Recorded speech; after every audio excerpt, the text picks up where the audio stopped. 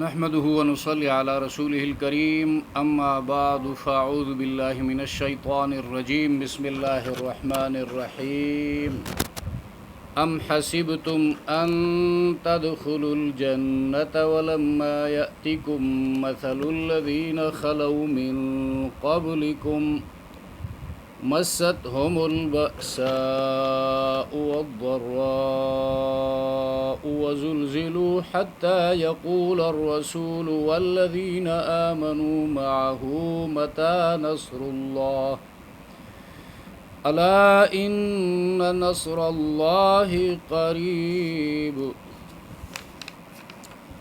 يسألونك ماذا ينفقون قل ما أنفقتم من خير فللوالدين والأقربين واليتامى والمساكين وابن السبيل وما تفعلوا من خير فإن الله به عليم۔ سورۃ البقرہ آیت نمبر 214 215 کا لفظی ترجمہ۔ ام حسبتم، کیا خیال کیا تم نے،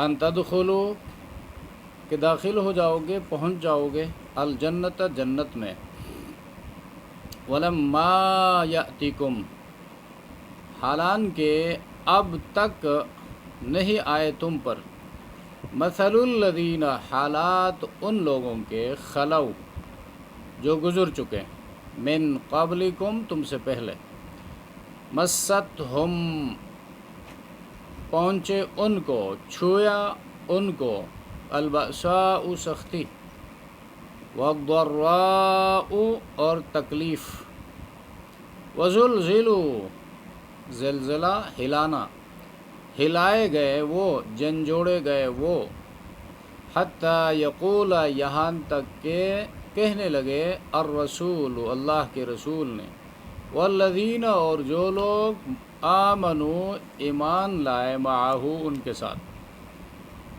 متی، کب، نصر اللہ، مدد اللہ کی، الا، ان، سنو، بے شک، نصر اللہ، اللہ کی مدد قریب، نزدیک ہے۔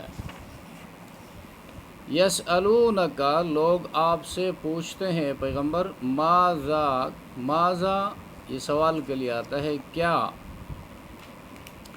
ينفقون، خرچ کرے وہ، قل، کہہ دیجئے پیغمبر ان سے، ما انفقتم، جو خرچ کیا تم نے، من خیر، من خیر، مال کثیر سے، خیر سے، فللوالدین، پس ماں باپ کے لیے ہے، والاقربین، رشتہ داروں کے لیے ہے، والیتامى، یتیموں کے لیے ہے، والمساکین، اور محتاجوں کے لیے، وابن السبیل، اور مسافروں کے لیے، وما تفعلوا، اور جو کچھ خرچ کرو گے تم، من خیر، بہت مال سے، فإن اللہ، تو بے شک اللہ تبارک و تعالی، بہ، علیم، اس کو خوب جانتے ہیں۔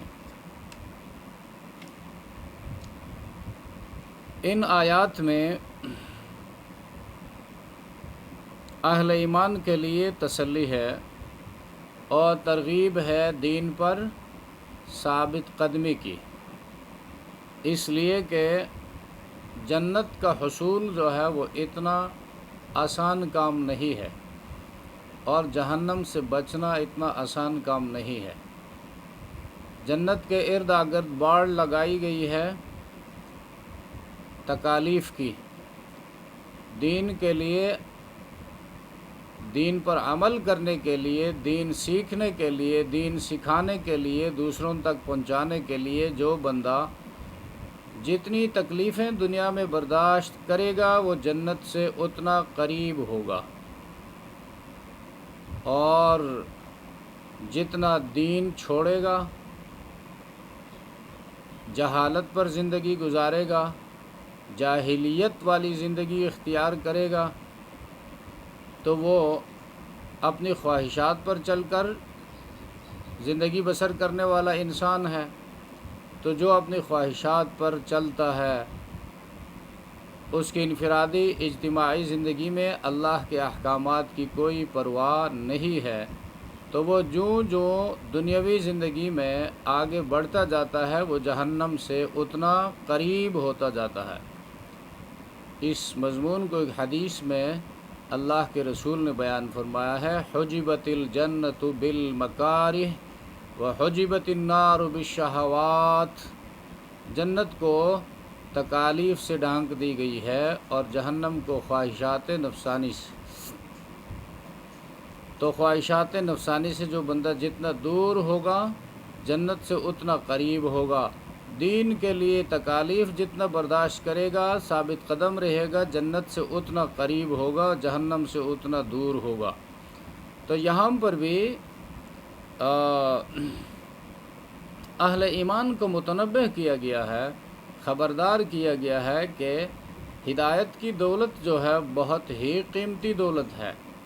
گزشتہ آیات میں فرمایا اپنی خواہشات پر چلنے کی وجہ سے لوگ ایک دوسرے کے ساتھ ضد میں پڑ گئے، اور ضد میں پڑنے کی وجہ سے قسوت قلبی، دل سخت ہو گئے، تو دین کی اہمیت جو ہے دلوں سے اتر گئی۔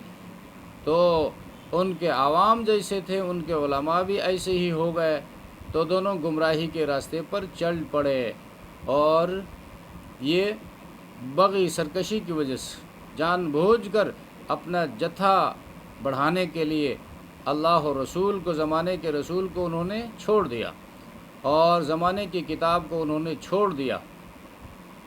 تو یہ نتیجہ ہوتا ہے خواہشات پر چلنے کا۔ اب یہاں پر فرماتا ہے کہ دین جو تمہاری نجات کا ضامن ہے، جس پر عمل کر کے، جس کو مان کر تم جنت کے متمنی رہتے ہو اور جہنم سے نجات کی آرزو رکھتے ہو، تو وہ دین جو ہے وہ کوئی سستی چیز نہیں ہے۔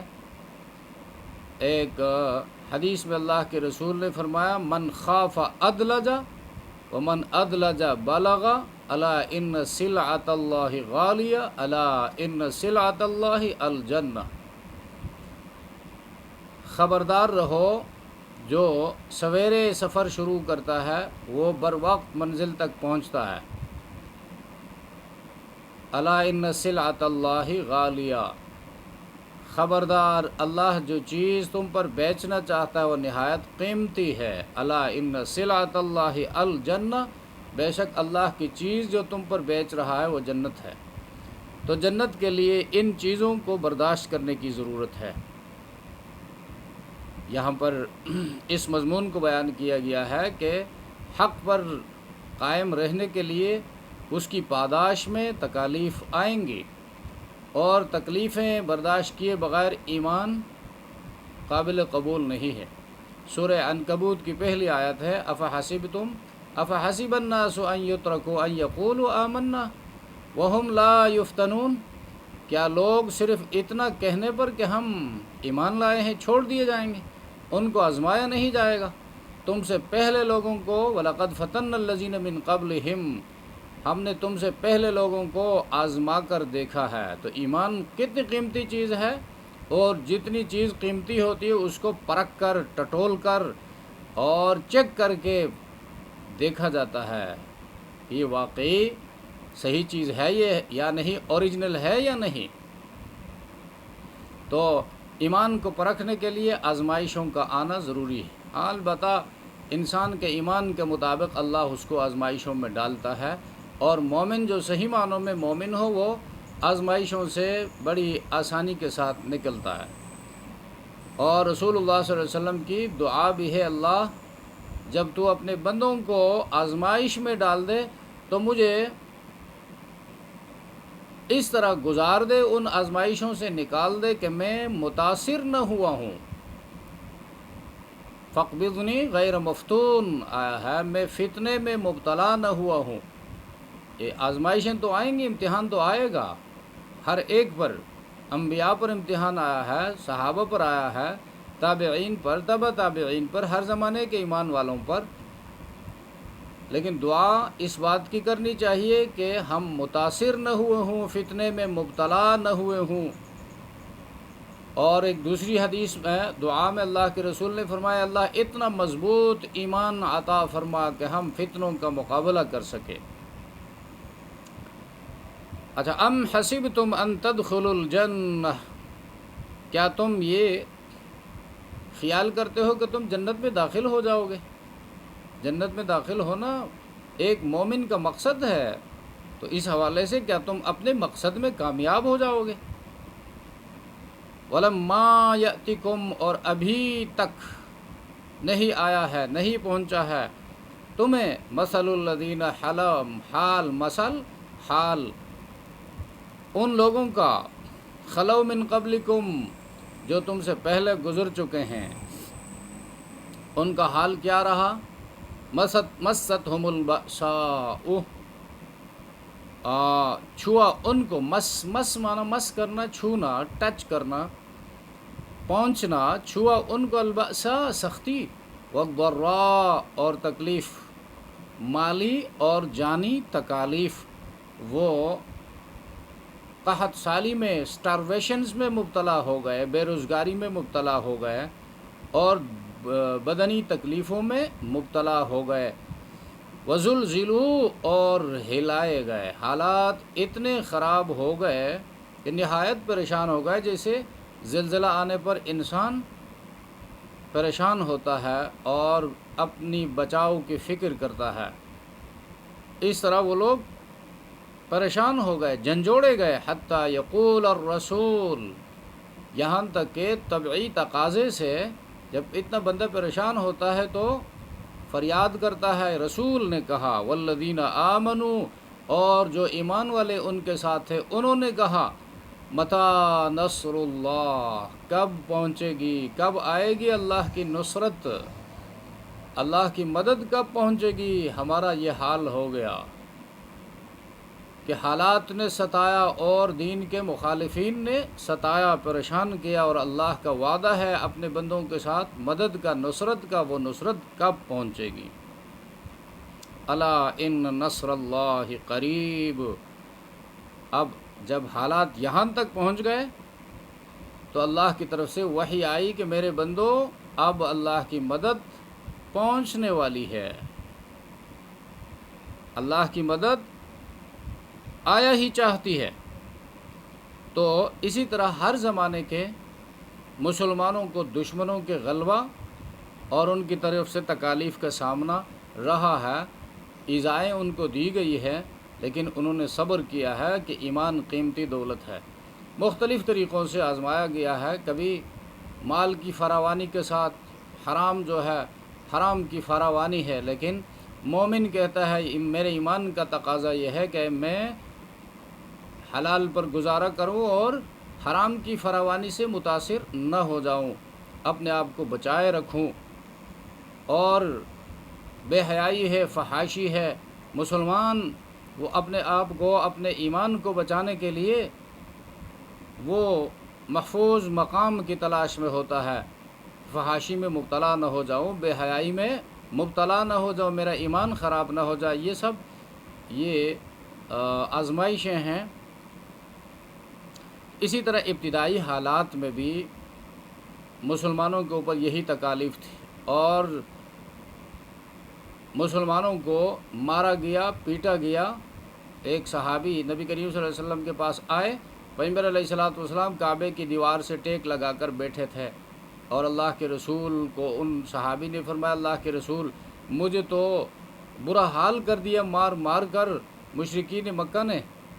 تو رسول اللہ صلی اللہ علیہ وسلم اٹھ بیٹھے اور فرمایا کہ دیکھو تم سے پہلے لوگوں پر اتنی سختیاں لائی گئی، تکالیف لائی گئی کہ ان میں سے ایک کو زمین میں خندق کھود کر اس میں کھڑا کیا جاتا اور اس کے سر کے اوپر آرا رکھ کر اس کو چلایا جاتا، یہاں تک کہ اس کو 2 حصوں میں تقسیم کر دیا جاتا.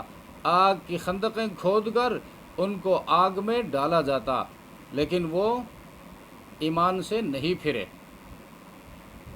اور مکی زندگی کا ہی واقعہ، حضرت سمیہ رضی اللہ تعالیٰ عنہ جو پہلی خاتون شہیدہ ہیں، اسلام میں پہلی خاتون شہیدہ، ان کو ابو جہل اس زمانے کا جو بڑا مکے کا ملک تھا، خان تھا، اس نے کہا محمد کو مانتے ہو یا تمہیں ختم کر دیتے ہیں؟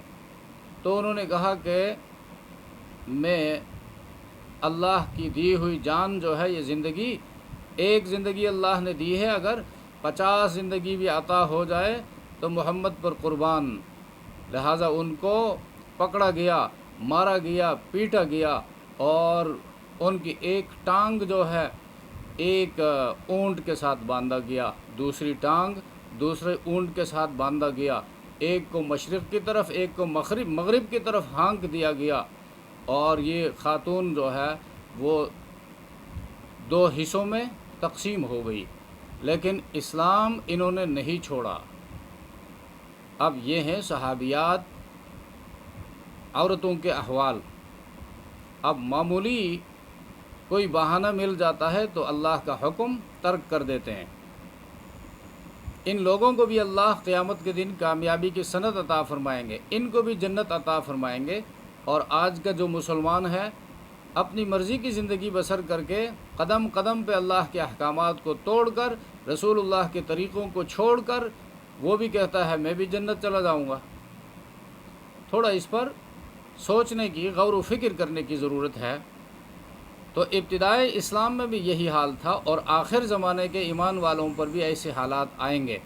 اللہ کے رسول نے ایک حدیث میں یہ پیشنگوئی کی ہے، بدأ الاسلام غریبا، اسلام جو ہے غریبوں سے، اجنبی لوگوں سے، اجنبی لوگوں جن کو کوئی پہچانتا تک نہیں تھا کہ بھئی یہ کون ہے، کس خاندان کا ہے، اس لیے کہ ان کے پاس مال نہیں ہوتا تھا۔ مال نہ ہو تو کون کس کو پہچانتا ہے؟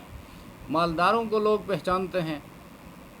تو بدأ الاسلام غریبا وسیعود کما بدأ، اور دوبارہ جو ہے اس حالت کی طرف یہ اسلام جائے گا جس حالت سے شروع ہوا تھا، غریبوں سے۔ فطوبیٰ للغرباء، تو ایسے بیچارے مسلمانوں کے لیے خوشخبری ہو۔ تو ان حالات میں دین پر قائم رہنا یہ بھی بہت بڑی مبارک بات ہے۔ اللہ کے رسول نے مبارکباد دی ہے ایسے حالات میں دین پر قائم رہنے والوں کو۔ والذین آمنوا معہ متی نصر اللہ الا ان نصر اللہ قریب۔ تو پریشانی کے عالم میں اللہ کی طرف رجوع کرنا یہ کمال کی بات ہے، اس میں کوئی عیب اور نقص نہیں ہے۔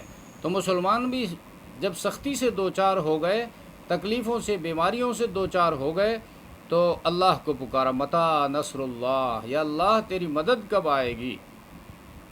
اور پیغمبر نے بھی اللہ سے دعا کی، یسألونک ماذا ینفقون۔ اور جب اب یہاں پر خرچ کرنے کی بات ہے، جو مالدار مسلمان ہیں ان کو اللہ اس بات پر اکسا رہا ہے، ترغیب دے رہا ہے کہ جب حالات ایسے دگرگوں ہو جائے تو اپنے مسلمان بھائیوں کا خیال رکھو۔ جس طرح آج کل حالات ایسے ہو گئے ہیں، لوگوں کے پاس میڈیسن کے لیے پیسہ نہیں ہے، اور سر چھپانے کے لیے پیسہ نہیں ہے، ملک میں سیلاب آیا ہوا ہے، اور 3 کروڑ جو ہے لوگ پانی کے اندر ہیں اور گھر سے بے گھر ہو گئے ہیں۔ تو اب ایسے حالات میں کسی بھی طرح جو ہے ان کی مدد کرنا، خود جا کر ان کے ساتھ ملنا اور ان کی مدد کرنا، اور ان کی مدد کے لیے کسی سے کہنا، یہ سب جو ہے مدد میں داخل ہیں اور اجر و ثواب کا ذریعہ اور باعث ہیں۔ تو ایسے حالات میں خرچ کرنے کا حکم، یسألونک ماذا ینفقون۔ اے پیغمبر، صحابہ کرام آپ سے پوچھتے ہیں کہ ماذا ینفقون، کیا خرچ کرے؟ تو یہاں پر ینفقون، قل کہہ دیجئے پیغمبر، ما انفقتم، جو خرچ کیا تم نے، من خیر، ڈھیروں مال میں سے، مال کثیر میں سے۔ خیر جو ہے اصل میں بھلائی، ہر اچھا کام، اور جو چیز سب کو پسند ہو اس کے لیے لفظ خیر استعمال ہوتا ہے۔ شر جو ہے اس خیر کی ضد ہے، اور جب مال کے لیے خیر استعمال کیا جاتا ہے تو اس سے مراد وہ مال جو زیادہ ہو اور حلال طریقہ پر کمایا گیا ہو، اس کے لیے لفظ خیر استعمال ہوتا ہے۔ قرآن کریم میں 28 مرتبہ مال کا ذکر آیا ہے، اور 3 مرتبہ اس کے لیے شر کا لفظ استعمال ہوا ہے، اور 25 مرتبہ خیر کا لفظ استعمال ہوا ہے۔ تو مال کمانا، مال کا ہونا کوئی بری بات نہیں ہے، بلکہ اللہ کی نعمت ہے، اور اللہ نے اس کو خیر کہا ہے، لیکن حلال طریقے سے ہو اور اس کا حق ادا کیا جائے، ایمان والوں پر، ناداروں پر خرچ کیا جائے، انسانیت کی خدمت میں اس کو لگایا جائے۔ اچھا، قل ما انفقتم من خیر فللوالدین، فللوالدین، پس والدین پر، ماں باپ کے لیے ہے، ماں باپ پر خرچ کرو۔ تو یہاں پر یہ خرچ کرنا جو ہے یہ انفاق زکوٰۃ سے عام لفظ ہے، یہ اسی کی زکوٰۃ ماں باپ کو نہیں دی جاتی، ماں باپ کو زکوٰۃ دینا جائز نہیں ہے، اسی کے ماں باپ پر خرچ کرنا یہ اولاد کی ذمہ داری ہے، فرض ہے۔ تو جس کا نان نفقہ، جس کا مینٹیننس بندے پر فرض ہو، اس کو زکوٰۃ دینا جائز نہیں ہے۔ مثلا اپنے بچوں کو پالنا، پرورش کرنا، تربیت کرنا ماں باپ پر فرض ہے، تو ان کو زکوٰۃ دینا جائز نہیں ہے۔ بیوی کا خرچہ جو ہے وہ خاوند پر ہے، فرض ہے، لہذا خاوند بیوی کو زکوٰۃ نہیں دے سکتا۔ والدین کا خرچہ اگر وہ محتاج ہیں تو وہ اپنے اولاد پر فرض ہے، لہذا اپنے ماں باپ کو وہ زکوٰۃ نہیں دے سکتے۔ تو یہاں پر جو للوالدین کہا ہے تو یہ خرچ کرنا زکوٰۃ سے عام ہے، تو خرچ کرو والدین کو۔ اگر وہ مالدار ہیں تو گفٹ کے طور پر ان کے لیے، ان کے پسند کی کوئی چیز، ان کا دل جیتنے کے لیے، ان کو خوش کرنے کے لیے کوئی چیز ان کے لیے خریدا کرو، وقتاً فوقتاً ان کو کھلایا کرو موقع محل کے مناسبت سے۔ اور اگر وہ مالدار نہیں ہیں، محتاج ہیں، تو اس وقت تو حکم جو ہے مزید مؤکد ہو جاتا ہے، فللوالدین والاقربین۔ تو جب والدین کے لیے خرچ کرنا ہے تو بعض والدین جو ہے وہ بالکل اپنے لیے ایک عار سمجھتے ہیں، برا جانتے ہیں کہ اولاد سے پیسہ لے کر کھائے، تو یہ بات بھی درست نہیں ہے، ایکسٹریمزم ہے۔ اللہ فرماتا ہے تیری اولاد ہے، وہ تجھے کچھ دے دے تو اس کو قبول کر لو، اور اگر زندگی کے ایسے مرحلے تک پہنچ چکے ہو کہ کما نہیں سکتے اور کچھ ہاتھ میں نہیں ہے، تو اولاد پر والدین کو سنبھالنا فرض ہے، لہٰذا والدین بھی ان کا دیا ہوا قبول کرے، ان کی خدمت کو قبول کرے۔ والاقربین، اقربین رشتہ دار، اقارب رشتہ داروں کی پھر درجہ بندی ہے، اب خونی رشتے ہیں، نسبی رشتے ہیں، یعنی باپ کی طرف سے رشتے، ماں کی طرف سے رشتے، اور بیوی کی طرف سے رشتے، اقربین سب اس میں داخل ہیں درجہ بدرجہ۔ والیتاما، والیتاما یتیم جس کا باپ نہ ہو اور وہ بندہ بالغ نہ ہو، اسی کے لا یتم بعد البلوغ، بالغ ہونے کے بعد پھر یتیم ہونا نہیں ہے۔ یتیموں پر، چونکہ یتیم بھی معاشرے کا مسکین مظلوم طبقہ ہوتا ہے، اس لیے کہ باپ کا سایہ اس پر نہیں ہوتا، لہٰذا اللہ کے رسول نے بڑی تاکید کے ساتھ فرمایا ہے انا وکافل الیتیم کہاتین، اپنی ہاتھ کی 2 انگلیوں سے اشارہ کر کے فرمایا میں اور یتیم کی پرورش کرنے والا، اس کی تربیت کرنے والا قیامت کے دن اس طرح ہوں گے جس طرح یہ 2 انگلیاں ساتھ ساتھ ہیں، صرف نبوت کے درجے کا فرق ہوگا۔ اچھا، والمساکین، اور محتاجوں کو، مساکین محتاج، وابن السبیل، اور مسافروں کے لیے۔ ابن بیٹے کو کہتے سبیل راستہ، راستے کا بیٹا، یہ لغوی ترجمہ ہے، راستے کا بیٹا جو ہر وقت راستے کے ساتھ ہوتا ہے تو مسافر ہے۔ وابن السبیل، اور مسافروں کے لیے۔ وما تفعلوا، اور جو کچھ تم خرچ کرو گے، من خیرن، بہت مال سے، مال کثیر سے، فإن اللہ بہ علیم، تو بے شک اللہ تبارک و تعالی اس کو خوب جانتے ہیں، کس مال سے تم نے خرچ کیا ہے، اور کن کن مدات میں خرچ کیا ہے، کس نیت کے ساتھ خرچ کیا ہے، ریاکاری سے یا اخلاص کے ساتھ اللہ کی رضا کے لیے۔ تو آیت کا حاصل یہ ہے، مال کوئی ہو جس قدر ٹھکانے پر خرچ کرو گے تو ثواب زیادہ پہنچے گا، ثواب زیادہ ملے گا، ٹھکانہ صحیح ہو۔ جہاں پر خرچ کرنے کا اللہ نے فرمایا ہے وہاں پر خرچ کیا جائے، لیکن ہمارا مشکل جو ہے یہ ہے کہ ہم ٹھکانے پر خرچ کرنے کو چاہتے نہیں ہیں، بے موقع بے محل مال خرچ کرنے میں ہمیں مزہ آتا ہے۔ جہاں پر اسراف ہو، جہاں پر واہ واہ کہنے والا کوئی ہو، وہاں پر بندہ دل کھول کر خرچ کرتا ہے۔ اپنے علاقے کے غریب ہوں گے ان پر خرچ نہیں کرے گا، اپنے رشتہ داروں میں جو غریب ہوں گے ان پر خرچ نہیں کرے گا، اس لیے وہاں پر شہرت نہیں ہے۔ دور جا کر کہیں وہ ڈھونڈ کر جو ہے اس پر خرچ کرے گا، اس لیے کہ وہاں کے لوگ پھر تعریف کریں گے، فلاں جو ہے علاقے کا بڑا حاتم طائی ہے، بڑا مالدار آدمی ہے، بڑا سخی ہے، اور اس کی تعریفیں شروع ہوں گی۔ لیکن اپنے بھائی کو دینے سے کون تعریف کرتا ہے؟ یا اپنے رشتے میں کوئی غریب ہے، بہن غریب ہے، اور ماں کی طرف سے رشتہ داروں میں کوئی غریب ہے، یا بیوی کی طرف سے رشتہ داروں میں کوئی غریب ہے، نادار ہے، ان کو سنبھالنے سے کون آپ کی تعریف کرتا ہے؟ لہٰذا اس طرف ہم لوگ توجہ نہیں کرتے ہیں۔ اپنے علاقے میں یتیم ہوں گے ان کی طرف کوئی توجہ نہیں، ان تک پہنچنا بھی آسان ہے۔ حالانکہ انسان کی جو حقیقی شہرت ہے، اس کی شخصیت ہے، اس کی تعمیر کا تعلق ان قریبی لوگوں سے ہے۔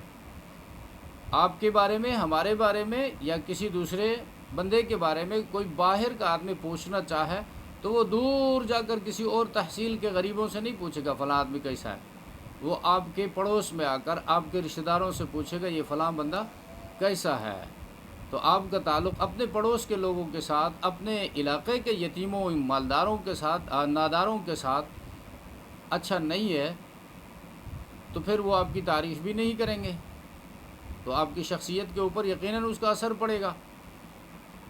اسی طرح اپنے علاقے میں مسجد ہے، دینی مدرسہ ہے، اس مدرسے کو سنبھالنا، یا یتیم خانہ ہے، کوئی بہر ایک رفاہی ادارہ ہے، وہاں پر خرچ کرنے کو لوگ پسند نہیں کرتے ہیں۔ بہت کم لوگ ایسے ہیں جو وہاں جا کر پوچھتے ہیں کہ یہاں کی ضروریات کیا ہیں، پڑھنے والے یا یہاں رہنے والے کتنے ہیں، رہائش رکھنے والے کتنے ہیں، طالبات ہیں، طلباء ہیں۔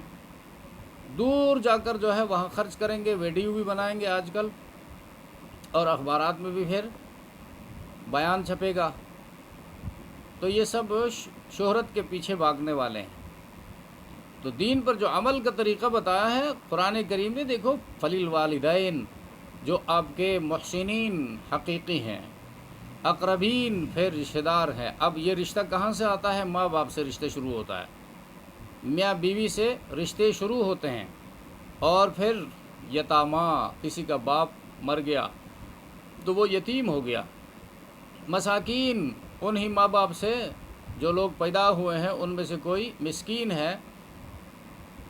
تو یہ انسانوں کے اندر ہی یتیم بھی ہیں، مسکین بھی ہیں۔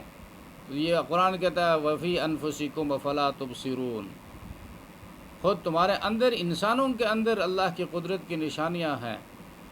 تمہیں ٹھیک ٹھاک پیدا کیا، اور تمہارے اوپر باپ کا سایہ بھی ہے، تمہارے بھائی بند بھی ہیں، اور اللہ نے بہت سارا مال بھی عطا کیا ہے۔ مقابلے میں کسی کو بالکل نہ دے کر تیرے سامنے امتحان کے لیے لا کھڑا کیا ہے، اور کسی کے اوپر سے باپ کا سایہ اٹھا کر تیرے لیے امتحان کا ذریعہ بنایا ہے۔ تو ان چیزوں کو سمجھنا یہ دین کہلاتا ہے، اور دین کی خدمت جو ہے وہ اس طریقے سے ہوتی ہے، اور دین کی اشاعت بھی اس طریقے سے ہوتی ہے۔ سبحان ربک رب العزت عما یصفون وسلام علی المرسلین والحمد للہ رب العالمین۔